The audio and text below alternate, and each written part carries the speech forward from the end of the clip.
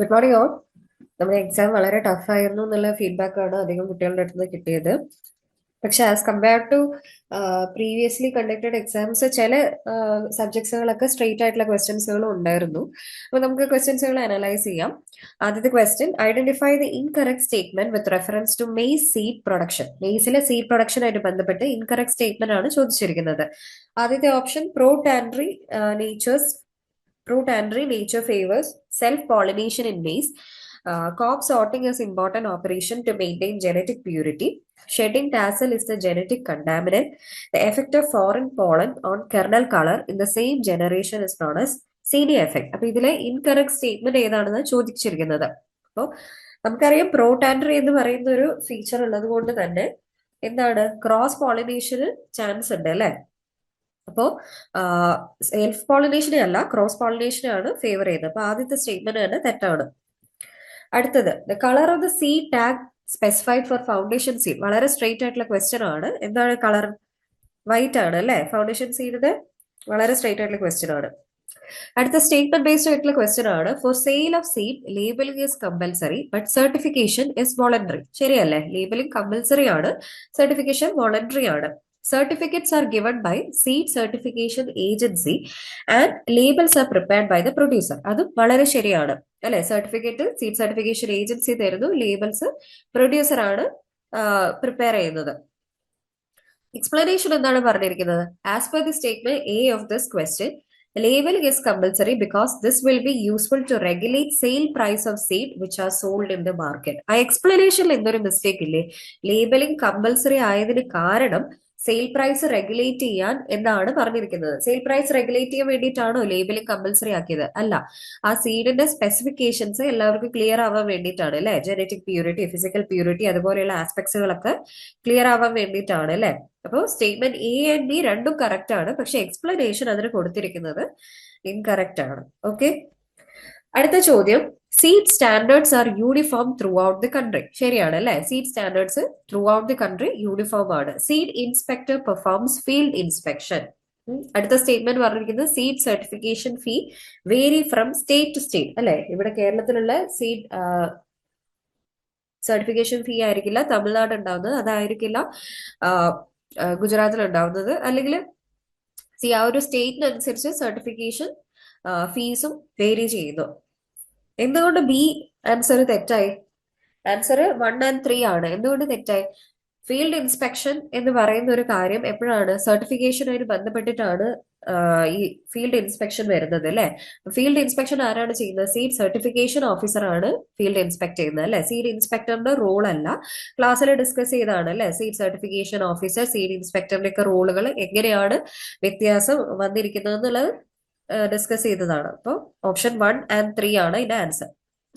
ഇനി അടുത്തത്: how many number of field counts need to be taken for 18 acres during seed crop field inspection.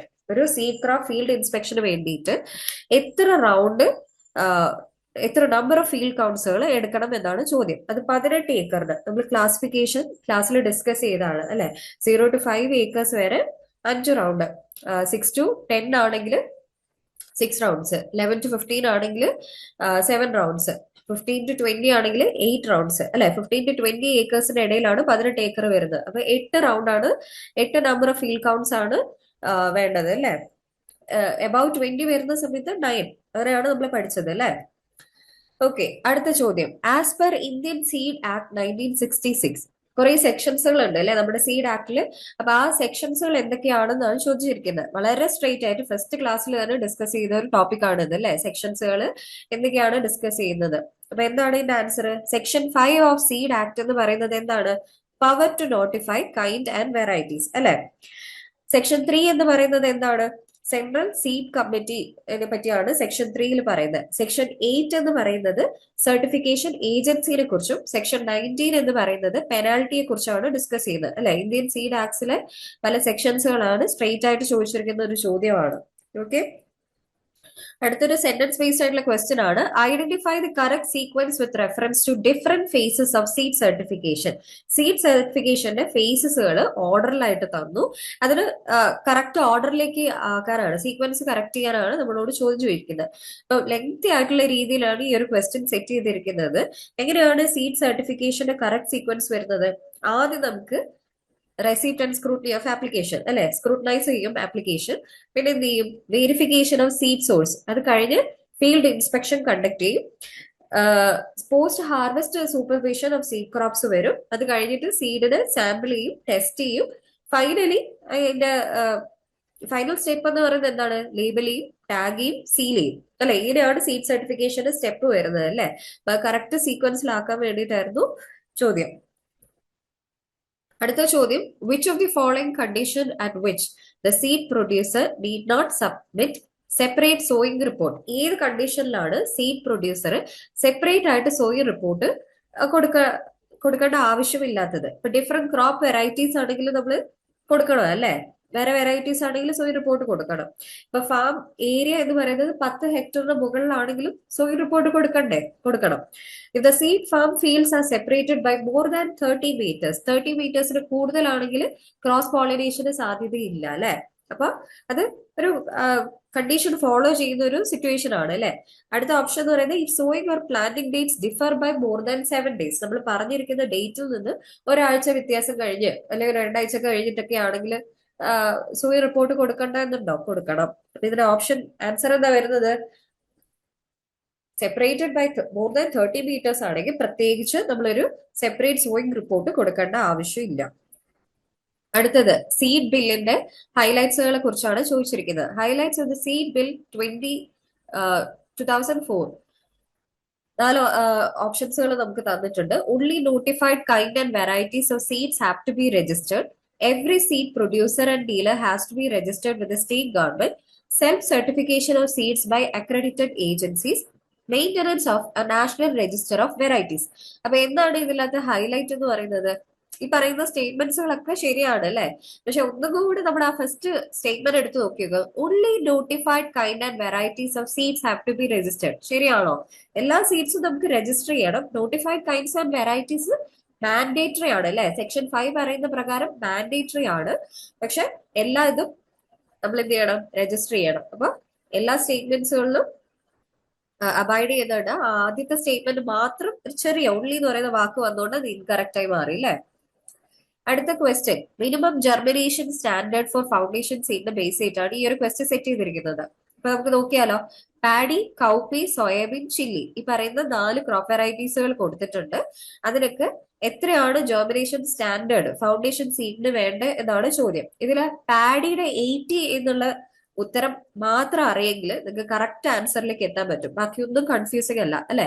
പാഡിക്ക് 80 ആണ് foundation സീഡിനുള്ള germination standard. Cowpea 75, soybean 70, chilli 60. ഓപ്ഷൻസുകൾ അധികം tricky അല്ലാത്ത രീതിയിലാണ് ഈ ഒരു ക്വസ്റ്റ്യൻ സെറ്റ് ചെയ്തിരിക്കുന്നത്. വളരെ സ്ട്രെയിറ്റ് ആയിട്ട് ഒരു ക്രോപ്പിന്റെ മാത്രം ജെർമിനേഷൻ സ്റ്റാൻഡേർഡ് അറിയുമെങ്കിൽ ആൻസറിലേക്ക് എത്താം. അടുത്ത ചോദ്യം നോക്കാം. Which of the following statement is or are correct regarding FSS alcoholic beverage regulation 2018 പ്രകാരം ഏതൊക്കെ സ്റ്റേറ്റ്മെന്റ്സുകളാണ് കറക്റ്റ് എന്നാണ് ചോദ്യം.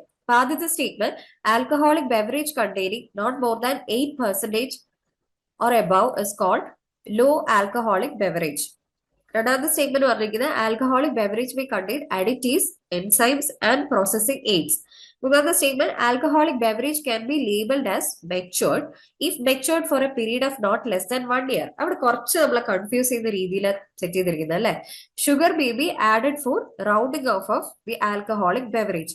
അപ്പം സ്റ്റേറ്റ്മെന്റ് വായിക്കുന്ന സമയത്ത് തേർഡ് സ്റ്റേറ്റ്മെന്റ് മാത്രം കുറച്ച് നമ്മളൊന്ന് ആലോചിക്കണം. Alcoholic beverage can be labelled as matured. എപ്പോഴാണ് അതിന്റെ മെച്ചുവർഡ് എന്ന് പറയുന്നത്? If matured for a period of not less than 1 year. 1 year എങ്കിലും ഉള്ള അതിനെയാണ് മെച്ചുവർഡ് എന്ന് പറയുന്നത് അല്ലെ. കുറച്ച് കൺഫ്യൂസ് ചെയ്യാൻ വേണ്ടിയിട്ടാണ് കൊടുത്തിരിക്കുന്നത്. എല്ലാ ഓപ്ഷൻസുകളും നമുക്ക് തന്നിരിക്കുന്ന 4 സ്റ്റേറ്റ്മെന്റ്സുകളും കറക്റ്റ് ആണ്. 8% താഴെയാണെങ്കിൽ ലോ എന്ന് നമ്മൾ പറയും. അതിനകത്ത് അഡിറ്റീവ്സ്, എൻസൈംസ്, പ്രോസസിംഗ് എയ്ഡുകളൊക്കെ വരുന്നുണ്ട്. 1 വർഷത്തിൽ പീരിയഡ് ഉള്ളതിന് നമ്മൾ മെച്ചുവേർഡ് എന്ന് പറയുന്നു. അതിനകത്ത് ചിലപ്പോൾ നമ്മൾ ഷുഗർ ആഡ് ചെയ്യാറുണ്ട്. Okay, all of the above ആണ് ആൻസർ. അടുത്ത AGB is an extra bold grade of Alpi green bold എന്ന് പറയുന്നത് is an extra bold grade of cardamom, pepper, nutmeg, none of the above. ഇപ്പൊ AGB എന്ന് പറയുന്നത് വളരെ straight ആയിട്ടുള്ള question ആണ് അല്ലെ. കാർഡമത്തിന്റെ എക്സ്ട്രാ ബോൾഡ് ഗ്രേഡിനെയാണ് ആലപ്പി ഗ്രീൻ ബോൾഡ് നമ്മൾ കണ്ടിട്ടുണ്ട് അല്ലെ പല ഗ്രേഡ്സുകൾ. അപ്പോൾ വളരെ സ്ട്രെയിറ്റ് ആയിട്ടുള്ള ക്വസ്റ്റ്യൻ ആണ് ഹോർട്ടിക്കൾച്ചർ എന്ന് വന്നിരിക്കുന്നത്. Which of the following statement is or are not correct, correct അല്ലാത്തതാണ് ചോദിച്ചിരിക്കുന്നത്. 3 സ്റ്റേറ്റ്മെന്റ്സ് നമുക്ക് തന്നിട്ടുണ്ട്. Ringing is a pruning technique practice to increase fruit bud formation അല്ലെ. നമ്മൾ റിംഗിങ് എന്തിനാണ് ചെയ്യുന്നത്? ഫ്രൂട്ട് ബഡ്സ് കൂടുതൽ ഫോം ചെയ്യാൻ വേണ്ടിയിട്ടാണ് അല്ലെ. ആദ്യത്തെ സ്റ്റേറ്റ്മെന്റ് ശരിയാണ്. രണ്ടാമത്തെ statement notching is A partial removal of BARC from below A dormant lateral bud. അവിടെ തെറ്റിപ്പോയി അല്ലെ. നോച്ചിങ് എന്ന് പറയുന്ന ടെക്നിക്ക് ഡോർമൻ ലാറ്ററൽ ബഡിന്റെ അടുത്താണ് നമ്മൾ ചെയ്യുന്നത്, പക്ഷെ ബിലോ അല്ല. എവിടെയാ ചെയ്യുന്നത്? എബവ് ആണ് അല്ലെ. അടുത്തത് coppicing is a removal of main tree trunk അല്ലെ. കോപ്പീസിംഗ് എന്ന് പറയുന്ന പ്രാക്ടീസ് നമ്മൾ പഠിച്ചിട്ടുണ്ട് അല്ലെ. മെയിൻ ട്രീ ട്രങ്കിനെ റിമൂവ് ചെയ്യുന്ന പ്രാക്ടീസ് ആണ്. അപ്പൊ ഇതിൽ ഏതാണ് തെറ്റായിട്ടുള്ള ഓപ്ഷൻ? ബി ആണ് അല്ലെ. നോച്ചിങ് എന്ന് പറയുന്നത് അബവ് ഡോർമൽ ലാറ്ററൽ ബഡ് എന്നായിരുന്നെങ്കിൽ ആ സ്റ്റേറ്റ്മെന്റ് ശരിയായേനെ. അടുത്തത് അഗെയിൻ സ്ട്രെയിറ്റ് ആയിട്ടുള്ള ഒരു ക്വസ്റ്റ്യൻ ആണ്. നീലം എന്ന് പറയുന്ന variety of mango is A heavy breeder, regular bearer, late season variety. ഇതെല്ലാം ശരിയാണ് അല്ലെ. നീലം ഒരു ഹെവി ബെയറർ ആണ്, റെഗുലർ ആയിട്ട് തരും, ഓൾട്ടർനേറ്റ് അല്ല അല്ലെ. എല്ലാ കൊല്ലം നമുക്ക് കിട്ടും. അതേപോലെ തന്നെ ലേറ്റ് സീസൺ വെറൈറ്റിയും ആണ് അല്ലെ നീലം. ഓക്കെ, അടുത്ത ചോദ്യം which of the following statement regarding varieties is or are incorrect. ഏതാണ് തെറ്റായിട്ടുള്ള സ്റ്റേറ്റ്മെന്റ് എന്നാണ് ചോദിച്ചിരിക്കുന്നത്. Purnima is a cashew hybrid with export grade nuts and high shelling percentage അല്ലെ. കാഷ്യൂ ഹൈബ്രിഡ് ആയിട്ടുള്ള പൂർണിമ എക്സ്പോർട്ട് ഗ്രേറ്റ് നട്ട് ആണ്, ഹൈ ഷെല്ലിംഗ് പെർസെന്റേജ് ഉള്ള ഒരു variety ആണ് അല്ലെ, ഹൈബ്രിഡ് ആണ് അല്ലെ. അപ്പോ അത് ശരിയാണ്. രണ്ടാമത്തെ സ്റ്റേറ്റ്മെന്റ് എന്താ പറഞ്ഞത്? Vellayani Tejas is a chilli variety having low pungency and high oleo resin. തെറ്റിയില്ലേ? വെള്ളായണി തേജസ് എങ്ങനത്തെ ചില്ലി വെറൈറ്റി ആണ്? ഹൈ പഞ്ചന്റ് ആയിട്ടുള്ള ചില്ലി വെറൈറ്റി ആണ് അല്ലെ. അതുകൊണ്ടാണ് ആ ഒരു സ്റ്റേറ്റ്മെന്റ് തെറ്റായത്. അടുത്ത സ്റ്റേറ്റ്മെന്റ് എന്താ പറഞ്ഞത്? Keramadhura is a coconut genotype suited for both tender nut and copra. Keramadhura എന്ന് പറയുന്നത് ഒരു കോക്കനട്ട് ജീനോടൈപ്പ് ആണ്. ടെൻഡർ നട്ടിനും കൊപ്രയ്ക്കും വേണ്ടിയിട്ട് യൂസ് ചെയ്യുന്ന ഒരു വെറൈറ്റി ആണ് അല്ലെ. അപ്പൊ അത് രണ്ടും ശരിയാണ്. സോ എന്താണ് ഓപ്ഷൻ? ബി ആണ് അല്ലെ ആൻസർ. ചില്ലി വെറൈറ്റി വെള്ളായണി തേജസിന് പഞ്ചൻസി കൂടുതലാണ്, അതാണ് ഇൻകറക്റ്റ് ആയിട്ടുള്ള സ്റ്റേറ്റ്മെന്റ് വന്നിരിക്കുന്നത് അല്ലെ. Which of the following statement is or are correct regarding aromatherapy. Aromatherapy ആയിട്ട് ബന്ധപ്പെട്ട് കിടക്കുന്ന 3 സ്റ്റേറ്റ്മെന്റ്സ് നമുക്ക് തന്നിട്ടുണ്ട്. ആദ്യത്തെ സ്റ്റേറ്റ്മെന്റ് എന്താ പറഞ്ഞിരിക്കുന്നത്? Liniments are usually applied to painful areas അല്ലെ. പെയിൻ റിലീഫിന് വേണ്ടിയിട്ട് നമ്മൾ അപ്ലൈ ചെയ്യുന്ന ഇതിനെയാണ് ലിനിമെന്റ്സ് എന്ന് പറയുന്നത് അല്ലെ. രണ്ടാമത് എന്താ പറഞ്ഞിരിക്കുന്നത്? Arrowroot is a good base for natural aromatic body powders. അതും നമ്മൾ പഠിച്ചിട്ടുണ്ട് അല്ലെ. ആരോമാറ്റിക് ബോഡി പൗഡേഴ്സിന് പകരം അല്ലെങ്കിൽ അതിന് ബേസ് ആയിട്ട് നമുക്ക് ആരോ റൂട്ട് പൗഡർ കൂവ യൂസ് ചെയ്യാൻ പറ്റും. മൂന്നാമത്തെ statement bee wax is the most common natural emulsifier. അതും ശരിയാണ് അല്ലെ. ബി വാക്സ് ഒരു ഇമൽസിഫയർ, നാച്ചുറൽ ഇമൽസിഫയർ ആണ്, സ്റ്റെബിലൈസിങ് ഏജന്റ് ആണ് എന്നൊക്കെ നമുക്ക് അറിയാം അല്ലെ. വാട്ടർ ആൻഡ് ഓയിൽ എമൽഷനിൽ നല്ലൊരു സ്റ്റെബിലൈസിങ് ഏജന്റ് കൂടിയാണ്. അപ്പൊ ആ 3 സ്റ്റേറ്റ്മെന്റ്സും കറക്റ്റ് ആണ്. അപ്പൊ അരോമ തെറാപ്പി ആയിട്ട് ബന്ധപ്പെട്ട് കിടക്കുന്ന 3 സ്റ്റേറ്റ്മെന്റ്സും ശരിയാണ്. ഡി ആണ് option, all of the above. അടുത്ത ചോദ്യം the pink book published by FSSAI is a guide for options നമുക്ക് തന്നിരിക്കുന്നത് detecting adulteration, analysis of nutritional value, safe and nutritious food at home, all of the above. Pink book എന്ന് പറയുന്നത് safe and nutritious food at home prepare ചെയ്യാനുള്ള ഒരു FSSAIയുടെ guide lines ആണ് അല്ലെ. അപ്പൊ അത് സ്ട്രെയിറ്റ് ആയിട്ടുള്ള ഒരു ക്വസ്റ്റ്യൻ ആയിരുന്നു. അടുത്തൊരു സെന്റൻസ് ബേസ്ഡ് ക്വസ്റ്റ്യൻ ആണ്. Which of the following statement is or are correct regarding post harvest management. Post harvest മാനേജ്മെന്റിലെ ചില പ്രാക്ടീസുകളാണ് കൊടുത്തിരിക്കുന്നത്. Curing is done for strengthening skin of tuber crops അല്ലെ. ട്യൂബർ ക്രോപ്സിന്റെ സ്കിന്നിൽ സ്ട്രെങ്തൻ ചെയ്യാൻ വേണ്ടിയിട്ടാണ് ക്യൂറിംഗ് എന്ന് പറയുന്ന പ്രാക്ടീസ് നമ്മൾ ചെയ്യുന്നത്. ഓപ്ഷൻ 1 ശരിയാണ്. രണ്ടാമത്തെ ഓപ്ഷൻ സ്റ്റേറ്റ്മെന്റ് എന്താ പറയുന്നത്? Time required for degreening depends on natural colour break and maturity. അത് നമ്മൾ പഠിച്ചിട്ടുണ്ട് അല്ലെ. വെജിറ്റബിൾസിന്റെ ഒക്കെ കളർ ബ്രേക്കും മെച്യൂരിറ്റിയും അത് ടൈമിന്റെ ബേസിസിലാണ് അല്ലെ. 6 ഡിഫറെന്റ് ടൈപ്സ് ഓഫ് ഇതൊക്കെ ഹാർവെസ്റ്റ് ചെയ്യേണ്ട ടൊമാറ്റോസ് ഒക്കെ നമ്മൾ പഠിച്ചിട്ടുണ്ട് അല്ലെ. Natural colour break and maturity അത് ടൈമിനെ ഡിപ്പെൻഡ് ചെയ്തിട്ടാണ് ഡീഗ്രീഡിംഗ് പ്രോസസ് നടക്കുന്നത്. ഓപ്ഷൻ സെക്കൻഡ് സ്റ്റേറ്റ്മെന്റ് ശരിയാണ്. തേർഡ് സ്റ്റേറ്റ്മെന്റ് എന്താ പറഞ്ഞിരിക്കുന്നത്? Certain wax formulations do not impart glossiness to fruits. അത് ശരിയല്ലേ? ഓൾ ഓഫ് ദി അബവ് ശരിയാണ്. ചില വാക്സ് ഫോർമുലേഷൻസ് ഉണ്ട് കേട്ടോ, CMC, ലെയർ ബൈ ലെയർ എന്നൊക്കെ പറയുന്നത്, CMCയുടെ കോമ്പിനേഷൻസ് യൂസ് ചെയ്യുന്നത്. അത് ഫ്രൂട്ട്സിന്റെ കീപ്പിംഗ് ക്വാളിറ്റി, അതിന്റെ സ്കിന്ന് നല്ലപോലെ പ്രൊട്ടക്ട് ടൈറ്റ് ആയി ഇരിക്കാൻ വേണ്ടിയിട്ട് ഹെൽപ്പ് ചെയ്യും. പക്ഷെ അതിന് ഗ്ലോസിനെസ് ഇമ്പാർട്ട് ചെയ്യില്ല കേട്ടോ. അപ്പൊ അങ്ങനത്തെ വാക്സ് ഫോർമുലേഷൻസും ഉണ്ട് ഫ്രൂട്ട്സിന് പോസ്റ്റ് ഹാർവസ്റ്റ് മാനേജറിൽ പ്രിസർവ് ചെയ്യാനോ അല്ലെങ്കിൽ ഷെൽഫ് ലൈഫ് കൂട്ടാൻ വേണ്ടിയിട്ട്. സോ എല്ലാ സ്റ്റേറ്റ്മെന്റും കറക്റ്റ് ആണ് കേട്ടോ. അടുത്ത് whip grafting as otherwise known as, അതും സ്ട്രെയിറ്റ് ആയിട്ടുള്ള ഒരു ക്വസ്റ്റ്യൻ ആണ്. സ്പ്ലൈസ്, ഇനാച്ചിങ്, ക്ലെഫ്റ്റ്, സ്റ്റോൺ ഗ്രാഫ്റ്റിംഗ്, ഏതായിരുന്നു ഇതിന്റെ ആൻസർ? സ്പ്ലൈസ് ഗ്രാഫ്റ്റിംഗ് ആണ് അല്ലെ. വെബ് ഗ്രാഫ്റ്റിംഗ് സ്പ്ലൈസ് ഗ്രാഫ്റ്റിംഗ് എന്നും പറയാറുണ്ട്. അടുത്തൊരു sentence base question. Which of the following statement is or are not correct? Incorrect ആയിട്ടുള്ള സ്റ്റേറ്റ്മെന്റ് ആണ് നമ്മൾ സെലക്ട് ചെയ്യേണ്ടത്. Coconut haustorium is not suitable for babies affected by lactose intolerance.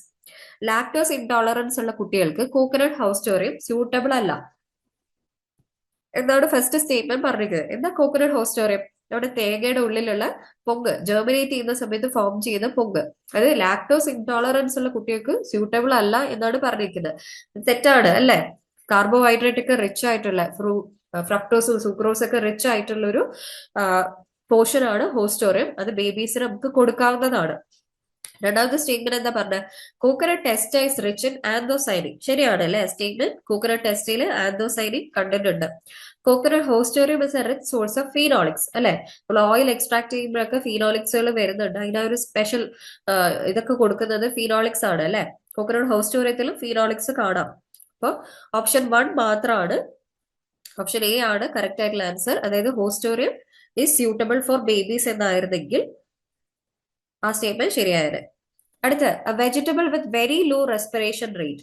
Radish, onion, brinjal, mushroom. ഈ പറയുന്ന എല്ലാ vegetables ഇതൊരു നമ്മൾ general ആയിട്ട് എടുത്തു നോക്കിക്കഴിഞ്ഞാൽ നമ്മുടെ വീട്ടിലൊക്കെ ഉള്ളി നമ്മൾ ഫ്രിഡ്ജിലാണോ വെക്കുന്നത്? അല്ല അല്ലെ, നമ്മൾ പുറത്താ വെക്കുന്നത് അല്ലെ. അപ്പൊ റാഡിഷ്, ബ്രിഞ്ചാള്, മഷ്റൂം ഇതിനൊക്കെ റെസ്പിറേഷൻ റേറ്റ് കൂടുതലാണ് അല്ലെ. നമ്മൾ ഫ്രിഡ്ജിനകത്തല്ലേ വെക്കുന്നത്. അത്രമാത്രം ആലോചിച്ചാൽ മതി നമുക്ക് ഈ ആൻസറിലേക്ക് എത്താനായിട്ട്. വളരെ ലോ റെസ്പിറേഷൻ റേറ്റ് ഉള്ള വെജിറ്റബിൾസ് ആണ് നമ്മുടെ പൊട്ടറ്റോ, സ്വീറ്റ് പൊട്ടറ്റോ, ഒനിയൻ എന്നൊക്കെ പറയുന്നത് അല്ലെ. അപ്പൊ ആൻസർ ഒനിയൻ ആണ്. അത് വളരെ സിമ്പിൾ ആയിട്ടുള്ള ഒരു ക്വസ്റ്റ്യൻ ആയിരുന്നു. Browning in cauliflower is due to deficiency of, again വളരെ എളുപ്പമുള്ള ഒരു ക്വസ്റ്റ്യൻ ആണ്. Calcium, potassium, boron, molybdenum. ഏതാണ്? Browning in cauliflower boron deficiency കാരണം വരുന്നതാണ് അല്ലെ. അതും നമ്മൾ സിംറ്റംസ് പഠിച്ചപ്പോൾ അല്ലെങ്കിൽ ന്യൂട്രിയൻ ഡെഫിഷ്യൻസി പോർഷനിൽ കവർ ചെയ്ത ടോപ്പിക് ആണ്. അടുത്ത് scientific name of winter melon. വിന്റർ മെലന്റെ സയന്റിഫിക് നെയിം ആണ് ചോദിച്ചിരിക്കുന്നത്. Cucumis melo, Benincasa hispida, Citrullus lanatus, Cucumis sativus. ഏതാണ്? ബെനിങ്കാസ ഹിസ്പിഡ. ഹോർട്ടിക്കൾച്ചറിൽ നല്ല എളുപ്പമുള്ള ക്വസ്റ്റ്യൻസുകൾ കുറെ വന്നിട്ടുണ്ട് അല്ലെ. Tomato variety with pear shaped fruits. Pear ആകൃതിയിലുള്ള ഫ്രൂട്ട് ഏതാണെന്ന് ചോദിച്ചിരിക്കുന്നത്. ഏത് ടൊമാറ്റോ വെറൈറ്റി ആണ്? Punjab Chhuhara, Marglobe, Mukti, best of all. ഏതാണ്? ഇത് ക്ലാസ്സിൽ ഡിസ്കസ് ചെയ്തതാണ് അല്ലെ. പഞ്ചാബ് ചുഹാര എന്ന് പറയുന്ന വെറൈറ്റി പിയർ ഷേപ്പ് ആയിട്ടുള്ള ഫ്രൂട്ട്സ് ആണ് തരുന്നത് അല്ലെ. അടുത്ത വേൾഡ് വെജിറ്റബിൾ സെന്റർ എന്ന് പറയുന്നത് എവിടെയാണ് ലൊക്കേറ്റ് ചെയ്തിരിക്കുന്നത്? Option A Thailand, B Vietnam, C Taiwan, D Italy. എവിടെയായിരുന്നു? തായ്വാൻ അല്ലെ. വളരെ സ്ട്രെയിറ്റ് ആയിട്ടുള്ള ക്വസ്റ്റ്യൻ ആണ് അല്ലെ. Which of the following is protandrous? പ്രോടാൻഡ്രിങ് കാണിക്കുന്ന വെജിറ്റബിൾ ഏതാണ്? Cauliflower, chilli, carrot, tomato. ഏതായിരുന്നു? ക്യാരറ്റ് ആണ് അല്ലെ പ്രോടാൻഡ്രസ് നേച്ചർ കാണിക്കുന്നത്. ഓക്കെ, ഇതൊക്കെ വളരെ സ്ട്രെയിറ്റ് ആയിട്ടുള്ള ക്വസ്റ്റ്യൻ ആണ്. ബെൻ ഓയിൽ എന്ന് പറയുന്നത് ഏത് സീഡിൽ നിന്നാണ് എക്സ്ട്രാക്ട് ചെയ്യുന്നത്? Drumstick, tomato, pumpkin, ഒക്ര. ഇപ്പൊ നമ്മള് ഓയിൽ എക്സ്ട്രാക്ഷൻ ഏത് ക്രോപ്പിൽ നിന്നാണെന്ന് ജസ്റ്റ് ആലോചിച്ചാൽ മതി അല്ലെ. ഡ്രംസ്റ്റിക് എന്ന് പറയുന്ന ക്രോപ്പിൽ നിന്ന് നമ്മൾ ഓയിൽ എക്സ്ട്രാക്ട് ചെയ്യും അല്ലെ. അറോമ ഫ്ലേവേഴ്സ് ഉണ്ട്, പെർഫ്യൂമിന്റെ ബേസ് ആയിട്ടൊക്കെ യൂസ് ചെയ്യാറുണ്ട് ബെൻ ഓയിൽ. അപ്പൊ ഡ്രംസ്റ്റിക് ആണ്. ഡ്രംസ്റ്റിക്കിന്റെ സീഡ്സിൽ നിന്നാണ് ബെൻ ഓയിൽ എക്സ്ട്രാക്ട് ചെയ്യുന്നത്. അടുത്ത Arka Tanvi is a hybrid of. ഏത് ക്രോപ്പിന്റെ ഹൈബ്രിഡ് ആണ്? Yard long bean, tomato, amaranthus, chilli. Arka Tanvi, Arka Sanvi എന്നൊക്കെ പറയുന്നത് ചില്ലിയുടെ ഹൈബ്രിഡ് ആണ് അല്ലെ. അപ്പൊ അതും വളരെ സ്ട്രെയിറ്റ് ആയിട്ടുള്ള ക്വസ്റ്റ്യൻ ആയിരുന്നു. Grow out test is conducted to determine dash of a seed lot. ഒരു സീഡ് ലോട്ടിന് എന്ത് ടെസ്റ്റ് ചെയ്യാൻ വേണ്ടിയിട്ടാണ് ഗ്രോ ഔട്ട് ടെസ്റ്റ് നമ്മൾ കണ്ടക്ട് ചെയ്യുന്നത്? Viability, genetic purity, health, physical purity.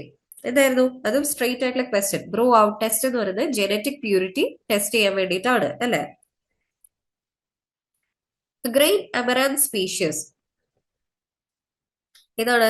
എമരാന്തസ് dubious, എമരാന്തസ് കോഡേറ്റസ്, എമരാന്തസ് ലിവിഡസ്, എമരാന്തസ് ട്രൈകളർ. എമരാന്തസ് കോഡേറ്റസ് ആണ് അല്ലെ ഗ്രീൻ എമരാന്ത് സ്പീഷീസ്. അടുത്തത് name the institution that serves as the apex public policy think tank of the government of India, entrusted with the mandates of overseeing the adoption and monitoring of sustainable development goals in the country and promoting competitive and cooperative federalism among states and union territories. വളരെ lengthy ആയിട്ടുള്ള രീതിയിലാണ് question set ചെയ്തിരിക്കുന്ന എക്സ്റ്റൻഷനിൽ. ഏത് institution ആണ് apex public policy think tank of government of India ആയിട്ട് പ്രവർത്തിക്കുന്നത്? അവരുടെ ഉദ്ദേശം എന്ന് പറയുന്നത് adoption and monitoring of SDG, അതേപോലെ തന്നെ രാജ്യത്ത് കോപ്പറേറ്റീവ് ഫെഡറാലിസം എൻഷുർ ചെയ്യുന്ന ബോഡിയാണ്. ഈ തിങ്ക് ടാങ്ക് എന്ന് പറയുന്ന വാക്ക് മാത്രം നോക്കിക്കഴിഞ്ഞാൽ നമുക്ക് ആൻസറിലേക്ക് എത്താൻ പറ്റും അല്ലെ. ഓപ്ഷൻസ് നമുക്ക് നോക്കാം. National institute of public finance and policy, national institution for transforming India, national bank for agriculture and rural development, Indian institute of public administration. എന്താണ് നമ്മുടെ തിങ്ക് ടാങ്ക്? നീതി ആയോഗ് അല്ലെ. NITI Aayog national institution for transforming India. ആ think tank എന്ന് പറയുന്ന വാക്ക് മാത്രം നമുക്ക് keyword identify ചെയ്യാൻ പറ്റിക്കഴിഞ്ഞാൽ എന്ത് ചെയ്യാം? ആൻസറിലേക്ക് എത്താം. ഓക്കെ, അടുത്ത ചോദ്യം. Which of the following agencies are not involve with the implementation of central sector scheme formation and promotion of 10,000 new farmer producer organisations in India? ഒരു സെൻട്രൽ സെക്ടർ സ്കീമാണ് formation and promotion of 10,000 new FPOs എന്ന് പറയുന്ന scheme. ആ സ്കീമിനെ implement ചെയ്യാനായിട്ട് സഹായിക്കുന്ന organisation അഥവാ implement agencies ഇവിടെ കൊടുത്തിട്ടുണ്ട്. ഇതിൽ നിന്ന് ഏതാണ് ഇൻവോൾവ് ചെയ്യാത്തത് എന്നാണ് ചോദ്യം അല്ലെ. ആദ്യത്തെ option small farmers agribusiness consortium. ഇതെന്താണ്? ഒരു ഓട്ടോണമസ് ബോഡിയാണ് അല്ലെ. നമ്മുടെ മിനിസ്ട്രിയുടെ കീഴിൽ, ministry of agriculture and farmers welfare അഥവാ നമ്മുടെ ഡിപ്പാർട്ട്മെന്റ് കീഴിലായിട്ട് പ്രവർത്തിക്കുന്ന ഒരു ഓട്ടോണമസ് ബോഡിയാണ്. അവരുടെ ഉദ്ദേശം എന്ന് പറയുന്നത് അവരുടെ ഉദ്ദേശമല്ല, അവർക്ക് കൊടുത്തിരിക്കുന്ന ഒരു ടാസ്ക് ഇതുപോലെ FPOs രൂപീകരിക്കുക എന്നുള്ളതുണ്ട്. SFIC അതിന്റെ ഒരു ഇംപ്ലിമെന്റിംഗ് ഏജൻസി ആണ്. National cooperative development corporation NCDC, ഇവർക്കും ഇതുപോലെ ടാർഗറ്റ് കൊടുത്തിട്ടുണ്ട്. 1100 FPOs ഫോം ചെയ്യണം എന്നാണ് NCDCക്ക് കൊടുത്തിരിക്കുന്ന ടാർഗറ്റ്. അപ്പോൾ ഇവരും ഇതുപോലെ ഒരു ഇംപ്ലിമെന്റിംഗ് ഏജൻസിയാണ്. ഈ FPOs ഫോം ചെയ്യാന്ന് പറയുന്ന സ്കീം 2020 വന്ന സ്കീമാണ്. 2027-28 വരെ സ്കീമിന് എന്തുണ്ട്? സ്പാൻ ഉണ്ട്. 27-28 എൻഡ് ചെയ്യുന്ന സ്കീമാണ്. കറന്റ് റണ്ണിങ് ആയിട്ടുള്ള സ്കീമാണ് അല്ലെ. അപ്പൊ NCDC കോപ്പറേറ്റീവ്സുകൾ എന്താ ചെയ്യുന്നത്? നമ്മൾ കോപ്പറേറ്റ് ചെയ്തിട്ടാണ് കാര്യങ്ങൾ ഇംപ്ലിമെന്റ് ചെയ്തെങ്കിൽ അവർക്ക് ബെറ്റർ ബാർഗൈനിങ് പവർ കിട്ടും അല്ലെ. അതിനാണ് കോപ്പറേറ്റീവ്സ് രൂപീകരിക്കുന്നത്. FPOസിനും സെയിം ഉദ്ദേശം തന്നെയാണ്. അപ്പൊ NCDCക്ക് ഇതുപോലെ ടാർഗറ്റ് കൊടുത്തിട്ടുണ്ട്. അടുത്തൊരു ഓപ്ഷനാണ് നബാർഡ്. നബാർഡ് എങ്ങനെയാണ് നമ്മൾ FPOs ഫോം ചെയ്യാൻ വേണ്ടി ഹെൽപ്പ് ചെയ്യുന്നത്? ഗ്രാന്റുകൾ കൊടുക്കും അല്ലെ, ട്രെയിനിങ്ങിന്, രജിസ്ട്രേഷന്. അതേപോലെ തന്നെ ഒരു FPO എസ്റ്റാബ്ലിഷ് ചെയ്യണമെങ്കിൽ ഇന്ന് ചെലവുണ്ട്. ലൈസൻസ് ഒക്കെ ഇഷ്യൂ ചെയ്യാനായിട്ടും അതിനൊക്കെ ചെലവുണ്ട് അല്ലെ. അത്തരത്തിലുള്ള ഗ്രാൻസുകൾ അല്ലെങ്കിൽ ക്രെഡിറ്റ് ഒക്കെ കൊടുക്കുന്ന സപ്പോർട്ടാണ് നബാർഡ് കൊടുക്കുന്നത്. അതുപോലെ FPOs ഫോം ചെയ്യാൻ വേണ്ടിയിട്ട് ഇവർക്ക് ട്രെയിനിങ്ങുകളും ഓർഗനൈസ് ചെയ്യാറുണ്ട് നബാർഡ്. റീജിയണൽ റൂറൽ ബാങ്ക് എന്ന് പറയുന്ന ബാങ്കിന് ഇതുപോലെ ടാർഗറ്റ്സുകൾ ഒന്നും കൊടുക്കുന്നില്ല. FPO ഫോർമേഷൻ മറ്റുള്ള ബോഡീസ് ഒക്കെ ആയിട്ടാണ് കണക്റ്റഡ്. ഓക്കെ, ഇതിന് പുറമെ നാഫിദ് ഒരു ഇംപ്ലിമെന്റിംഗ് ഏജൻസിയാണ്. പിന്നെ നമ്മൾ ഓരോ സ്റ്റേറ്റിലേക്ക് പോകുന്ന അനുസരിച്ച് ഓരോ സ്റ്റേറ്റിലും എന്താണ് വ്യത്യാസമുള്ള പല ബോഡീസുകളും FPO ഫോർമേഷന് ഹെൽപ്പ് ചെയ്യുന്നുണ്ട്. നമ്മുടെ സ്റ്റേറ്റിൽ ഈ പറയുന്ന ബോഡീസുകളൊക്കെയാണ് ഹെൽപ്പ് ചെയ്യുന്നത്. ഓക്കെ, അടുത്ത which among the following innovation attributes negatively influence or influences the rate of innovation adoption by farmers? നമ്മൾ ഇത് കൺഫ്യൂസ് ചെയ്യിപ്പിക്കാൻ വേണ്ടിയിട്ടാണ് ഈ ക്വസ്റ്റ്യൻ തന്നിരിക്കുന്നത്. പക്ഷെ നമുക്കറിയാം റേറ്റ് ഓഫ് ഇന്നോവേഷൻ അഡോപ്ഷനിൽ എന്താണ് നെഗറ്റീവ്ലി ഇൻഫ്ലുവൻസ് ചെയ്യുന്ന ഒന്ന് മാത്രമേ നമ്മൾ പഠിച്ചിട്ടുള്ളൂ. ഏതാണ്? കോംപ്ലക്സിറ്റി. ടെക്നോളജി കോംപ്ലക്സ് ആവുന്ന അനുസരിച്ച് അഡോപ്റ്റ് ചെയ്യാനുള്ള സാധ്യതയും കുറയും അല്ലെ. അപ്പോൾ അത് മാത്രമാണ് തെറ്റായിട്ടുള്ള ഒരു ഓപ്ഷൻ വന്നിരിക്കുന്നത്. സോറി, തെറ്റല്ല, നെഗറ്റീവ് ആയിട്ടുള്ള ഒരു ഓപ്ഷൻ വന്നിരിക്കുന്നത്. ബാക്കി എല്ലാം പോസിറ്റീവ് ആണ് അല്ലെ. കോമ്പാറ്റബിലിറ്റി കൂടുന്നതനുസരിച്ച് നല്ല രീതിയിൽ ടെക്നോളജി അഡോപ്റ്റ് ചെയ്യും. ട്രയലബിൾ ആണെങ്കിൽ എന്ത് ചെയ്യും? നല്ല രീതിയിൽ ടെക്നോളജി അഡോപ്റ്റ് ചെയ്യും. അപ്പൊ അതാണ് ഓപ്ഷൻ. കോംപ്ലക്സിറ്റി കുറയ്ക്കുക. കോംപ്ലക്സിറ്റി മാത്രമാണ് നെഗറ്റീവ്ലി റിലേറ്റഡ് ആയിട്ട് വരുന്നത്. Among the statements below, which one does not pertain to RKVY Raftaar? നമ്മൾ സ്കീമുകൾ ഡിസ്കസ് ചെയ്തപ്പം ആദ്യം പഠിച്ച സ്കീമാണ് അല്ലെ RKVY റഫ്താർ എന്ന് പറയുന്നത്. രാഷ്ട്രീയ കൃഷി വികാസ് യോജന എന്ന് പറഞ്ഞ് 2007 സ്റ്റാർട്ട് ചെയ്ത സ്കീമാണ് RKVY.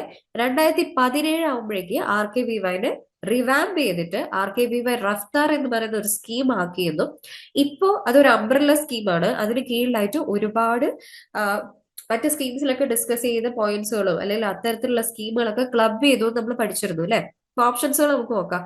RKVY Raftaar, it is Rashtriya Krishi Vikas Yojana, remunerative approaches for agriculture and allied sector rejuvenation അല്ലെ, നമ്മൾ പഠിച്ചതാണ് അതിന്റെ എക്സ്പാൻഷൻ. രണ്ടാമത്തെ statement, it is a scheme of the ministry of agriculture and farmers welfare, government of India to strengthen agricultural marketing. മാർക്കറ്റിംഗിനെ പറ്റി നമ്മൾ സംസാരിച്ചിട്ടേ ഇല്ല അല്ലെ. ഈനാം പോലെയുള്ള കാര്യങ്ങളൊക്കെയാണ് മാർക്കറ്റിംഗുമായിട്ട് ബന്ധപ്പെട്ട് നമ്മൾ പഠിച്ചിരിക്കുന്ന സ്കീം. മൂന്നാമത്തെ സ്റ്റേറ്റ്മെന്റ് എന്താ, it aims at strengthening infrastructure in agriculture and allied sector to promote agripreneurship and agribusiness by providing financial support and nurturing the incubation ecosystem. ശരിയല്ലേ? RKVY റഫ്താർ എന്ന് പറയുന്നത് അഗ്രി പ്രൂണർഷിപ്പ് പ്രൊമോട്ട് ചെയ്യാൻ വേണ്ടിയിട്ട് എടുത്തൊരു initiative ആണ്. ധാരാളം agri business വെഞ്ചേഴ്സുകൾ കൊണ്ടുവരാം, അവർക്ക് വേണ്ടിയിട്ടുള്ള ഫൈനാൻഷ്യൽ സപ്പോർട്ടുകളൊക്കെ കൊടുക്കുക എന്നുള്ളതാണ് ഈ സ്കീമിന്റെ ഒരു ഒബ്ജക്റ്റീവ് അല്ലെ. നമുക്ക് ധാരാളം ആബീസുകൾ ഉണ്ട്, അഗ്രി ബിസിനസ് ഇൻക്യുബേറ്റേഴ്സ് ഉണ്ട്. അറൌണ്ട് 29 ആബീസുകൾ RKVY റഫ്താർ സ്കീമിന്റെ കൂടെ പ്രവർത്തിക്കുന്നുണ്ട്. ഒരുപാട് റെക്കഗ്നൈസ്ഡ് ആയിട്ടുള്ള ഇൻസ്റ്റിറ്റ്യൂഷൻസ്, മാരേജ് പോലെയുള്ള ഇൻസ്റ്റിറ്റ്യൂഷൻസുകളൊക്കെ ഇതിൽ ഇൻവോൾവ് ആണ്. അപ്പൊ മാർക്കറ്റിംഗ് എന്ന് പറയുന്നത് തെറ്റിപ്പോയി അല്ലെ. അതാണ് സ്റ്റേറ്റ്മെന്റ് ബി ആണ് ഇതിന്റെ ഓപ്ഷൻ വന്നിരിക്കുന്നത്. അടുത്ത, which among the following committees are involved with the enactment of the three-tier structure of the Indian administration for rural development called Panchayat Raj? Panchayat Rajന്റെ enactment, three-tier structure of Indian administration for rural development എന്ന് പറയുന്ന പഞ്ചായത്ത് രാജിന്റെ ഇനാക്ട്മെന്റുമായിട്ട് ബന്ധപ്പെട്ട് കിടക്കുന്ന ഏതൊക്കെ committees എന്ന് ചോദിച്ചിരിക്കുന്നത്. Ashok Mehta committee, GVK Rao committee, LM Singhvi committee. ഇത് straight ആയിട്ടുള്ള question തന്നെയാണ്. പക്ഷെ കമ്മിറ്റീസുകൾ നമ്മൾ ഒരുപാട് ഡിസ്കസ് ചെയ്തിട്ടുണ്ട് അല്ലെ ക്ലാസ്സിൽ. ദണ്ഡ്വാല കമ്മിറ്റിന്നും അതേപോലെ തന്നെ ഹനുമന്ത് റാവു കമ്മിറ്റി എന്നൊക്കെ പറഞ്ഞ് നമ്മൾ ഒരുപാട് കമ്മിറ്റീസുകൾ മൾട്ടിപ്പിൾ ചോയ്സ് ക്വസ്റ്റ്യനിൽ പരിചയപ്പെട്ടതാണ്. ഇനാക്ട്മെന്റ് എന്ന് പറയുന്ന ഒരു വാക്ക് അവിടെ ശ്രദ്ധിച്ചോ. ഇനാക്ട്മെന്റ് എന്ന് പറയുമ്പോഴേക്ക് ആൾക്കാർക്ക് കൺഫ്യൂസ്ഡ് ആയി. പാസിംഗ് ലോസ് അഥവാ ലെജിസ്ലേഷൻ എന്നാണ് ആ വാക്കിന്റെ ഒരു അർത്ഥം. പിന്നെ എന്താ പറഞ്ഞത്, of the three tier structure of the Indian administration. Partial reading നമ്മൾ ഈ ഒരു ക്വസ്റ്റ്യന് കൊടുത്തു കഴിഞ്ഞിട്ടുണ്ടെങ്കിൽ ഉറപ്പായിട്ടും മിസ്റ്റേക്ക് പറ്റും. കാര്യം അശോക് മെഹ്ത്ത കമ്മിറ്റി നിങ്ങൾക്ക് എല്ലാവർക്കും പരിചയമുണ്ട് അല്ലെ. 1977 ഫോം ചെയ്ത കമ്മിറ്റിയാണ്. അശോക് മെഹ്ത്ത കമ്മിറ്റി എന്താണ്, 2 ടയർ സിസ്റ്റം ആണ് പ്രൊപ്പോസ് ചെയ്തത്. അപ്പൊ ഇവിടെ 3 ടയർ ആണല്ലോ ചോദ്യം. അപ്പൊ എന്തായാലും അശോക് മെഹ്ത്ത കമ്മിറ്റി വരില്ല. ഇതായിരിക്കും നിങ്ങളുടെ മനസ്സിൽ വന്നിരിക്കുന്ന ഓപ്ഷൻ അല്ലെ. പക്ഷെ എന്താ ചോദിച്ചിരിക്കുന്നത്, 3 ടയർ സ്ട്രക്ചർ എന്ന് പറയുന്നത് ബൽവന്ത് റായ് മെഹ്ത്ത കമ്മിറ്റി പ്രൊപ്പോസൽ പ്രകാരമാണ് വന്നിരിക്കുന്നത്. അതിനുശേഷം പാസ് ചെയ്ത് ലെജിസ്ലേഷൻ പാസ് ചെയ്യാനായിട്ട് കാരണമായിട്ടുള്ള കമ്മിറ്റികൾ ഏതൊക്കെയാണെന്ന് ചോദിച്ചിരിക്കുന്നത് അല്ലെ. 1957-58 ബൽവന്ത് റായ് മെഹ്ത്ത കമ്മിറ്റിക്ക് ശേഷം വന്ന കമ്മിറ്റികളാണ് ചോദിച്ചിരിക്കുന്നത്. ഈ കമ്മിറ്റീസ് എല്ലാം അതിനുശേഷം വന്നിരിക്കുന്നത്. ക്വസ്റ്റ്യൻ നമ്മൾ മനസ്സിലാക്കി എടുത്തില്ല എന്നുള്ളതാണ് ഈ ക്വസ്റ്റ്യന്റെ ഒരു നിങ്ങൾക്ക് മിസ്റ്റേക്ക് കമ്മിറ്റ് ചെയ്യാനുള്ള ഒരു കാരണം വന്നിരിക്കുന്നത്. GVK റാവു കമ്മിറ്റി 1985 വന്ന കമ്മിറ്റിയാണ്. എന്താണ് ഈ കമ്മിറ്റിയുടെ ഉദ്ദേശം, administrative arrangement four rural development ആയിരുന്നു ഫോക്കസ് അല്ലെ. അഡ്മിനിസ്ട്രേറ്റീവ് അറേഞ്ച്മെന്റ് ആയിരുന്നു ഫോക്കസ്. LM സിംഗ്വി കമ്മിറ്റി മുൻ ക്ലാസ്സിൽ ഡിസ്കസ് ചെയ്ത പഞ്ചായത്ത് രാജ് ഇൻസ്റ്റിറ്റ്യൂഷനെ റീവൈറ്റലൈസ് ചെയ്യുക എന്ന ഒബ്ജക്റ്റീവോടെയാണ് 1986 LM സിംഗ്വി കമ്മിറ്റി പ്രൊപ്പോസ് ചെയ്തത് അല്ലെ. ഈ പറയുന്ന എല്ലാ കമ്മിറ്റീസുകളും എന്ത് ചെയ്തു, ഇനാക്ട്മെന്റിന് കാരണമായിട്ടുണ്ട്. അപ്പൊ ഓൾ ഓഫ് ദി അബവ് ആണ് ആൻസർ വരുന്നത്. ക്വസ്റ്റ്യനിൽ മിസ്റ്റേക്ക് ഇല്ല, ആൻസർ കറക്റ്റ് ആണ് കേട്ടോ. അശോക് മേത്ത, GVK റാവു, LM സിംഗ്വി ഈ പറയുന്ന 3 കമ്മിറ്റീസുകളും വരുന്നുണ്ട്. അടുത്ത അസേഷൻ റീസൺ ബേസ്ഡ് ആയിട്ടുള്ള ഒരു ചോദ്യമാണ്. അസേഷൻസ് ഫസ്റ്റ് സ്റ്റേറ്റ്മെന്റ് പറഞ്ഞിരിക്കുന്നത് extension education follows andragogic principles of education. അപ്പൊ ആൻഡ്രോഗോഗി എന്താന്ന് അറിയണം. നമ്മൾ എക്സ്റ്റൻഷൻ പഠിച്ചപ്പോ ബേസിക് ആയിട്ടുള്ള ക്ലാസ് പറഞ്ഞപ്പോൾ പറഞ്ഞിരുന്നു സോഷ്യോളജി എന്ന് പറയുന്ന വലിയൊരു ബ്രാഞ്ച് ഉണ്ട്. അതിനകത്തൊരു ചെറിയ പോർഷൻ മാത്രമാണ് അഡൽട്ട് എഡ്യൂക്കേഷൻ. അഡൽട്ട് എഡ്യൂക്കേഷന്റെ ഒരു ചെറിയ പോർഷൻ മാത്രമാണ് എക്സ്റ്റൻഷൻ എന്ന് നമ്മൾ പറഞ്ഞു പഠിച്ചിട്ടുണ്ട് അല്ലെ. അപ്പോൾ അഡൾട്ട് എഡ്യൂക്കേഷനെ നമ്മൾ ആൻഡ്രഗോഗി എന്ന് പറയും. ആക്ച്വലി ഇതൊരു ഗ്രീക്ക് വേർഡ് ആണ്. ഈ മുതിർന്ന ആൾക്കാരെ പഠിപ്പിക്കുന്നതും ചെറിയ കുട്ടികളെ പഠിപ്പിക്കുന്നതും രണ്ടായിട്ടാണ് നമ്മൾ ട്രീറ്റ് ചെയ്യുന്നത്. വലിയ ആൾക്കാരെ പഠിപ്പിക്കുന്നതിന് ആൻഡ്രഗോഗി എന്നും ചെറിയ കുട്ടികളെ പഠിപ്പിക്കുന്നതിന് പെഡഗോഗി എന്നാണ് പറയുന്നത്. അപ്പൊ അഡൾട്ട് എഡ്യൂക്കേഷൻ പ്രിൻസിപ്പിൾ തന്നെയല്ലേ എക്സ്റ്റൻഷനിൽ നമ്മൾ ഫോളോ ചെയ്യുന്നത്. അസേഷൻ 1 ശരിയാണ്. അപ്പൊ ആൻഡ്രഗോഗി എന്ന് പറയുന്ന വാക്ക് നിങ്ങൾക്ക് അറിയുമെങ്കിൽ ഈ സ്റ്റേറ്റ്മെന്റ് ശരിയാണെന്ന് മനസ്സിലാവും. Reason extension education is a non formal type of education catering to adult. അതും വളരെ സിമ്പിൾ ആയിട്ടുള്ള സ്റ്റേറ്റ്മെന്റ് ആണ് അല്ലെ. രണ്ടും ശരിയാണ്. അസേഷനും റീസണും ശരിയാണ്. റീസൺ കറക്റ്റ് എക്സ്പ്ലനേഷനും ആണ്. അടുത്ത ചോദ്യം, popularization of the technology of drones in agriculture sector need to focus on programs based on learning by doing. Which one of the following suits the purpose? ഓപ്ഷൻസുകൾ എന്തൊക്കെയാ? National demonstration, result demonstration, method demonstration, focus group discussion. ഇതിൽ നമ്മൾ keyword മാത്രം identify ചെയ്ത് മതി. Learning by doing എന്ന് പറയുന്നത് എന്തുമായിട്ട് ബന്ധപ്പെട്ട് കിടക്കുന്നു? Method demonstration. Seeing is believing എന്ന് പറയുന്നത് എന്തുമായിട്ട് കണക്റ്റഡ് ആണ്? Result demonstration. സോ ഓപ്ഷൻ നമുക്ക് കറക്റ്റ് ചെയ്യാൻ പറ്റി അല്ലേ. അപ്പൊ ആ കീവേഡ് ഐഡന്റിഫൈ ചെയ്യുക എന്നുള്ളത് മാത്രമായിരുന്നു ആ ഒരു ക്വസ്റ്റ്യനിൽ ഉദ്ദേശിച്ചത്. മെത്തഡ് ഡെമോൺസ്ട്രേഷൻ ആണ് ആൻസർ. അടുത്ത ചോദ്യം, which of the following is not correctly matched? Correctly matched അല്ലാത്ത സ്റ്റേറ്റ്മെന്റുകൾ. പാക്കേജ് പ്രോഗ്രാം 1960 വന്ന് IADP പ്രോഗ്രാമിനെയാണ് നമ്മൾ പാക്കേജ് പ്രോഗ്രാം എന്ന് പറഞ്ഞു വിളിച്ചത് അല്ലെ. ഇന്റൻസീവ് അഗ്രികൾച്ചറൽ ഡിസ്ട്രിക്ട് പ്രോഗ്രാം ആണ് പാക്കേജ് പ്രോഗ്രാം. അടുത്ത ഫുഡ് കോർപ്പറേഷൻ ഓഫ് ഇന്ത്യ എപ്പോഴായിരുന്നു എസ്റ്റാബ്ലിഷ് ചെയ്തത്? 1965. എന്തായിരുന്നു അതിന്റെ ഉദ്ദേശം? നമ്മുടെ രാജ്യത്ത് വരുന്ന എക്സസ് പ്രൊഡക്ഷന് സ്റ്റോക്ക് ചെയ്യുക എന്ന ഉദ്ദേശത്തോടെയാണ് FCA വന്നത് അല്ലെ. ആ സ്റ്റോക്ക് ചെയ്ത് കഴിഞ്ഞാൽ അത് പിന്നെ വേറെ സിറ്റുവേഷൻസ് വരുമ്പോൾ ഷോർട്ടേജ് വരുമ്പോൾ നമുക്ക് യൂസ് ചെയ്യാൻ പറ്റും അല്ലെ. അതിന് നമ്മൾ ബഫർ എന്ന് പറയും അല്ലെ. ആ ബഫർ സ്റ്റോക്ക് മെയിൻറ്റെയിൻ ചെയ്യാൻ വേണ്ടിയിട്ടാണ് FCA വന്നിരിക്കുന്നത്. മൂന്നാമത്തെ ഓപ്ഷൻ നിങ്ങൾക്ക് അറിയില്ലെങ്കിൽ നിങ്ങൾ ഈ ക്വസ്റ്റ്യൻ അറ്റംപ്റ്റ് ചെയ്യാനുള്ള സാധ്യത കുറവാണ്. എന്താ പറഞ്ഞിരിക്കുന്നത്? ബ്ലോക്ക് ചെയിൻ ടെക്നോളജി ട്രേസബിലിറ്റിയുമായിട്ട് ബന്ധപ്പെട്ട് നടക്കുക. എന്താണ് ബ്ലോക്ക് ചെയിൻ ടെക്നോളജി എന്ന് അറിഞ്ഞാലേ നമുക്ക് ഇത് ആൻസർ ചെയ്യാൻ പറ്റുള്ളൂ അല്ലെ. ഈ എക്സ്റ്റൻഷൻ ആയിട്ട് ബന്ധപ്പെട്ട് കിടക്കുന്ന ഒരു ഓപ്ഷനാണ് ബ്ലോക്ക് ചെയിൻ ടെക്നോളജി. ഇത് ഞാൻ സിമ്പിൾ ആയിട്ട് നമ്മൾ സ്ഥിരം യൂസ് ചെയ്യുന്ന ഒരു സിറ്റുവേഷൻ ആയിട്ട് കണക്ട് ചെയ്ത് പറഞ്ഞുതരാം. നമ്മൾ കൺഫേം ടിക്കറ്റിലൂടെ ട്രെയിൻ ടിക്കറ്റ് ബുക്ക് ചെയ്തു. നമ്മൾ ടിക്കറ്റ് ക്യാൻസൽ ചെയ്തു. ടിക്കറ്റ് ക്യാൻസൽ ചെയ്തപ്പോൾ നമുക്കൊരു ഓപ്ഷൻ വന്നു അല്ലെ. വാലറ്റിലേക്ക് പൈസ ക്രെഡിറ്റ് ചെയ്യാം, അല്ലെങ്കിൽ അക്കൗണ്ടിലേക്ക് പൈസ ക്രെഡിറ്റ് ചെയ്യാം. മിന്ത്രയിൽ നിന്ന് നിങ്ങൾ ഷോപ്പ് ചെയ്തു, നിങ്ങൾ ക്യാൻസൽ ചെയ്തു ആ പെർച്ചേസ്, അപ്പോഴും ഈ വാലറ്റ് സിസ്റ്റം വന്നു അല്ലെ. അപ്പൊ അങ്ങനെ നമ്മുടെ എമൗണ്ട് എങ്ങനെയൊക്കെ ട്രാൻസ്ഫർ ചെയ്യുന്നു, അല്ലെങ്കിൽ ആ എമൗണ്ട് പോകുന്ന ആ ഒരു ഇതുണ്ടല്ലോ, ആ ഒരു ട്രേസബിലിറ്റി ഫീച്ചർ എന്ന് പറയുന്നത് ബ്ലോക്ക് ചെയിൻ ടെക്നോളജിന്റെ ഒരു എക്സ്ക്ലൂസീവ് ഫീച്ചർ ആണ്. നമ്മളിപ്പോ കൂടുതലും ഇതുപോലെയുള്ള കാര്യങ്ങളൊക്കെ പ്രാക്ടീസ് ചെയ്യുന്നുണ്ട് അല്ലെ.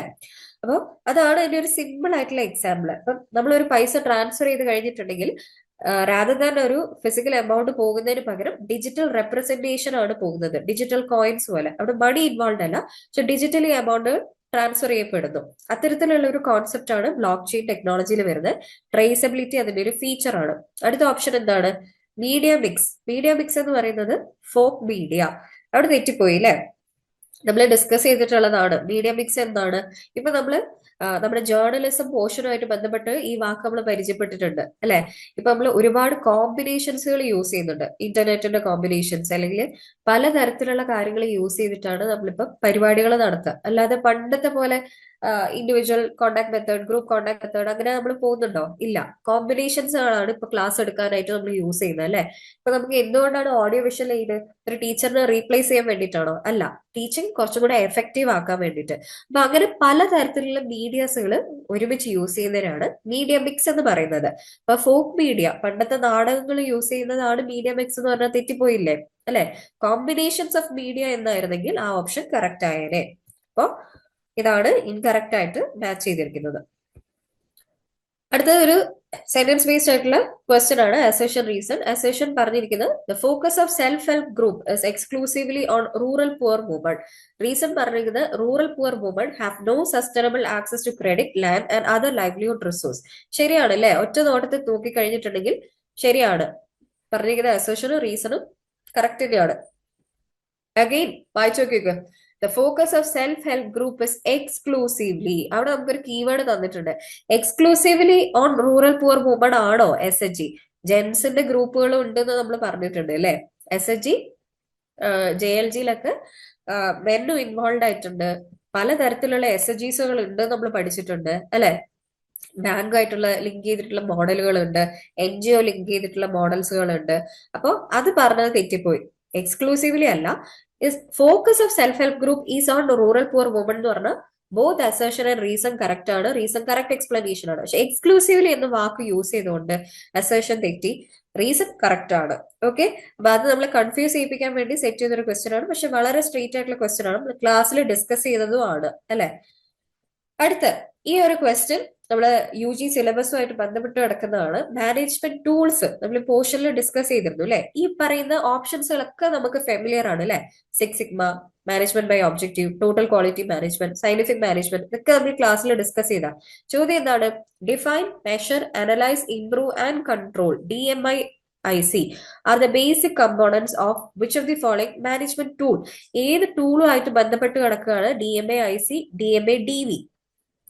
ആദ്യം നമുക്ക് ഓരോ ടൂൾസുകൾ എന്തൊക്കെയാണെന്നൊന്ന് റിഫ്രഷ് ചെയ്യാം. സിക്സ് സിഗ്മ എന്ന് പറയുന്നത് ഒരു ക്വാളിറ്റി കൺട്രോൾ ടൂൾ ആണ്. That business can use to eliminate defects and improve processes to help boost their profit. നമ്മളൊരു പ്രോഡക്റ്റ് ലോഞ്ച് ചെയ്തു എന്ന് വിചാരിക്കാം. സപ്പോസ് ഒരു സോഫ്റ്റ്വെയർ നിങ്ങൾ റിലീസ് ചെയ്തു, ഡെവലപ്പ് ചെയ്തു. ആ സോഫ്റ്റ്വെയർ ബഗ് ഉണ്ടോന്ന് നമ്മൾ ചെക്ക് ചെയ്യും അല്ലെ. അതിന്റെ ഡിസൈനിൽ എന്തെങ്കിലും പ്രോബ്ലംസുകൾ ഉണ്ടോ എന്ന് ചെക്ക് ചെയ്യും അല്ലെ. അതാണ് DMADV എന്ന് പറയുന്നത്. ആ ഡിസൈൻ ആസ്പെക്ടുകൾ എന്തെങ്കിലും മിസ്റ്റേക്കുകൾ ഉണ്ടെങ്കിൽ അതൊക്കെ കറക്റ്റ് ചെയ്യുക, ഡിഫക്റ്റുകളൊക്കെ റിമൂവ് ചെയ്യുക, എന്നിട്ട് നല്ല ക്വാളിറ്റി ഉള്ള ഒരു പ്രോഡക്റ്റ് ലോഞ്ച് ചെയ്യുക. DMAIC എന്ന് പറഞ്ഞു കഴിഞ്ഞാൽ ആ പ്രോഡക്റ്റ് അല്ലെങ്കിൽ ആ ഒരു നമ്മളൊരു സർവീസ് ഓഫർ ചെയ്യുകയാണെന്ന് വിചാരിക്കാം. അപ്പൊ നമ്മൾ ആ സർവീസിനെ ഇംപ്രൂവ് ചെയ്യാനുള്ള മെഷേഴ്സുകൾ കോൺസ്റ്റന്റ് ആയിട്ട് എടുക്കണം അല്ലെ. അതാണ് DMAICയിൽ ഫോക്കസ് ചെയ്യുന്നത്. എങ്ങനെയൊക്കെ നമുക്ക് നല്ല രീതിയിൽ കസ്റ്റമറിനെ സെർവ് ചെയ്യാം, ആ നമ്മുടെ സർവീസ് അല്ലെങ്കിൽ പ്രോസസ്സിനെ സ്മൂത്ത് ആക്കാൻ വേണ്ടി, ഡിഫക്റ്റ് പ്രൂഫ് ആക്കാൻ വേണ്ടിയിട്ടാണ് DMAIC ചെയ്യുന്നത്. നമ്മൾ റിഫൈൻ ചെയ്യുന്നു, മെഷറബിൾ ആയിട്ടുള്ള ഇൻഡിക്കേറ്റേഴ്സ് സെറ്റ് ചെയ്യുന്നു, അതിനെ അനലൈസ് ചെയ്യുന്നു, കോൺസ്റ്റന്റ് ആയിട്ട് ഇംപ്രൂവ് ചെയ്യുന്നു, കൺട്രോൾ ചെയ്യുന്നു. ഇതാണ് DMAIC. അപ്പൊ സിക്സ് സിഗ്മയുടെ രണ്ട് മെത്തഡോളജീസുകളാണ് DMAIC, DMADV. മറ്റുള്ള ഓപ്ഷൻസുകൾ നോക്കാം. മാനേജ്മെന്റ് ബൈ ഒബ്ജക്റ്റീവ് എന്ന് പറയുന്നത് വളരെ സ്ട്രാറ്റജിക് ആയിട്ടുള്ള ഒരു മാനേജ്മെന്റ് അപ്രോച്ച് ആണ്. എന്താ ചെയ്യുന്നത്? മാനേജേഴ്സും എംപ്ലോയീസും കൂടെ ഒരുമിച്ച് ഗോൾസുകൾ ഡിഫൈൻ ചെയ്യുന്നു, പ്രോഗ്രസ് ട്രാക്ക് ചെയ്യുന്നു, പെർഫോമൻസ് ഇവാലുവേറ്റ് ചെയ്യുന്നു അല്ലെ. അങ്ങനെ നമുക്ക് സ്മൂത്ത് ആയിട്ട് കാര്യങ്ങൾ ഇംപ്ലിമെന്റ് ചെയ്യാം. വളരെ സ്മാർട്ട് ആയിട്ടുള്ള രീതിയിൽ ഒബ്ജക്റ്റീവ് സെറ്റ് ചെയ്തിട്ട് നമുക്ക് അച്ചീവ് ചെയ്യാൻ പറ്റും. പെർഫോമൻസ് ഇവാലുവേറ്റ് ചെയ്യാൻ ഹെൽപ്പ് ചെയ്യുന്ന ഒന്നാണ് MBO. Total quality management TQM നമ്മൾ ഫോക്കസ് ചെയ്ത ഒരു ഓപ്ഷൻ ആണ് അല്ലെ. TQM focused on achieving long term success through continuous improvement. നമ്മുടെ കസ്റ്റമർ സാറ്റിസ്ഫാക്ഷൻ, കസ്റ്റമർ ആണ് ദൈവം അല്ലെ. അപ്പൊ കസ്റ്റമർ സാറ്റിസ്ഫാക്ഷന് വേണ്ടിയിട്ട് നമ്മൾ എന്ത് ചെയ്യുന്നു? കോൺസ്റ്റന്റ് ആയിട്ട് ഇംപ്രൂവ് ചെയ്യാനുള്ള എഫേർട്ടുകൾ എടുക്കുന്നു, ക്വാളിറ്റി എൻഹാൻസ് ചെയ്യാനുള്ള എഫേർട്ടുകൾ എടുക്കുന്നു. അതാണ് TQM നമ്മൾ പഠിച്ചത്. സയന്റിഫിക് മാനേജ്മെന്റ് എന്താണ്? Frederick W. ടെയ്ലർ ആണ് സയന്റിഫിക് മാനേജ്മെന്റ് നമുക്ക് പറഞ്ഞു തന്നത് അല്ലെ. ആ ഒരു അപ്രോച്ച് പറഞ്ഞു തന്നത്. എഫിഷ്യൻസി, ഒരു കമ്പനിയുടെ എക്കണോമിക് എഫിഷ്യൻസി കൂട്ടാൻ വേണ്ടിയിട്ട് എടുക്കുന്ന ആ ഒരു അപ്രോച്ചിനെയാണ് സയന്റിഫിക് മാനേജ്മെന്റ് എന്ന് പറയുന്നത്. ലേബർ പ്രൊഡക്ടിവിറ്റി കൂട്ടുക എന്നുള്ളതൊക്കെയാണ് സയന്റിഫിക് മാനേജ്മെന്റ്. ഇപ്പൊ ഒരു വളരെ കോംപ്ലക്സ് ആയിട്ടുള്ള ഒരു ടാസ്ക് അതിന് കുഞ്ഞു കുഞ്ഞു ടാസ്കുകളായിട്ട് ഡിവൈഡ് ചെയ്യുന്നു. എന്നിട്ട് എന്ത് ചെയ്യുന്നു? ആ കുഞ്ഞു ടാസ്ക് പെർഫോം ചെയ്യാൻ വേണ്ടിയിട്ട് കുറെ പ്രൊസീജിയേഴ്സുകൾ ഉണ്ടാക്കുന്നു, അത് സ്റ്റാൻഡർഡൈസ് ചെയ്യുന്നു. ഇത് ഞാൻ പറഞ്ഞിട്ടുണ്ട്. ഇപ്പൊ നമ്മളൊരു അച്ചാർ മാനുഫാക്ചർ ചെയ്യുന്ന ഒരു കമ്പനിയാണെന്ന് വിചാരിക്കാം. ഇപ്പൊ ഞാൻ അച്ചാർ ഉണ്ടാക്കി, നിങ്ങളും അച്ചാർ ഉണ്ടാക്കി, നമുക്ക് രണ്ടുപേർക്കും ഡിഫറെന്റ് ആയിട്ടുള്ള കൈ കണക്കാണെന്ന് വിചാരിക്കാം. ഒരേ ടേസ്റ്റ് ഉണ്ടാവും അച്ചാറിന്? ഇല്ല. അപ്പൊ നമ്മൾ എന്ത് ചെയ്യും? അതിനെ സ്റ്റാൻഡർഡൈസ് ചെയ്യണം. എത്ര കായം വരണം, എത്ര കടുക് ഗ്രൈൻഡ് ചെയ്യണം. അപ്പൊ അതിനെ സ്റ്റാൻഡർഡൈസ് ചെയ്ത് കഴിഞ്ഞിട്ടുണ്ടെങ്കിൽ നാളെ നിങ്ങളോ ഞാനോ വേറൊരാളോ ഉണ്ടാക്കി കഴിഞ്ഞാൽ സെയിം ടേസ്റ്റ് തന്നെ കിട്ടും അല്ലെ. അപ്പൊ നമ്മൾ എന്താ ചെയ്തിരിക്കുന്നത്? ആ പ്രൊസീജിയറിനെ സ്റ്റാൻഡർഡൈസ് ചെയ്തു. അങ്ങനെ ചെയ്യുന്ന എല്ലാ ചെറിയ ടാസ്കുകളും സ്റ്റാൻഡർഡൈസ് ചെയ്ത് കഴിഞ്ഞിട്ടുണ്ടെങ്കിൽ എന്ത് ചെയ്യാൻ പറ്റും? നമുക്ക് സ്മൂത്ത് ആയിട്ട് ആ കാര്യങ്ങൾ ഇംപ്ലിമെന്റ് ചെയ്യാൻ പറ്റും, നല്ല എക്കണോമിക് എഫിഷ്യൻസി കിട്ടും, ലേബറേഴ്സിനെയും നല്ല പ്രൊഡക്റ്റീവ് ആയിട്ടുള്ള രീതി കൈകാര്യം ചെയ്യാൻ പറ്റും. അതായിരുന്നു സയന്റിഫിക് മാനേജ്മെന്റ്. അപ്പൊ ആൻസർ സിക്സ് സിഗ്മയാണ് അല്ലെ. ഈ ഒരു ക്വസ്റ്റ്യൻ കുറച്ച് സ്റ്റാൻഡേർഡ് ആയിരുന്നു. മാനേജ്മെന്റ് എന്ന് പറയുന്ന പോർഷൻ നോക്കാതെ പോയവർക്ക് ടഫ് ആയിരിക്കാം, അല്ലെങ്കിൽ ഈ ഒരു ക്വസ്റ്റ്യൻ സിമ്പിൾ ആയിരിക്കാം. എനിവേ എക്സ്റ്റൻഷനിലുള്ള ക്വസ്റ്റ്യൻസുകളൊക്കെ കുറച്ച് ലെങ്തി ആയിരുന്നു. സ്ട്രെയിറ്റ് ആയിട്ടുള്ള ക്വസ്റ്റ്യൻ വളരെ ചുരുക്കം ക്വസ്റ്റ്യൻസുകൾ മാത്രമേ ഉണ്ടായിരുന്നുള്ളൂ. പക്ഷെ 2-3 ക്വസ്റ്റ്യൻസുകൾ കുറച്ച് കൺഫ്യൂസിംഗ് ആയിട്ടുള്ള രീതിയിലായിരുന്നു സെറ്റ് ചെയ്തത്. അത് നോ ഡൗട്ട് അറ്റ് ഓൾ എല്ലാവർക്കും അതേ രീതിയിൽ തന്നെ ടഫ് ആവാനുള്ള സാധ്യതയുണ്ടാവും. പൊതുവെ ടഫ് ആണ് എന്നുള്ള ഒരു ഫീഡ്ബാക്ക് ആണ് കിട്ടിയിരിക്കുന്നത് എല്ലാവരുടെ ഭാഗത്തു നിന്നും. അപ്പൊ അതുകൊണ്ട് നിങ്ങൾ ടെൻഷൻ അടിക്കേണ്ട, നിങ്ങൾ നിങ്ങളുടെ ബെസ്റ്റ് നിങ്ങൾ കോൺട്രിബ്യൂട്ട് ചെയ്തു. ഇനി നമ്മൾ റിസൾട്ടിന് വേണ്ടി വെയിറ്റ് ചെയ്യാം. എനിവേ പോസിറ്റീവ് ആയിരിക്കുക, ഹാപ്പി ആയിരിക്കുക നിങ്ങളുടെ പെർഫോമൻസിൽ. ബാക്കി നമുക്ക് വരുന്നിടത്ത് വെച്ച് കാണാം അല്ലേ? ഓക്കെ, അപ്പൊ thank you all for listening.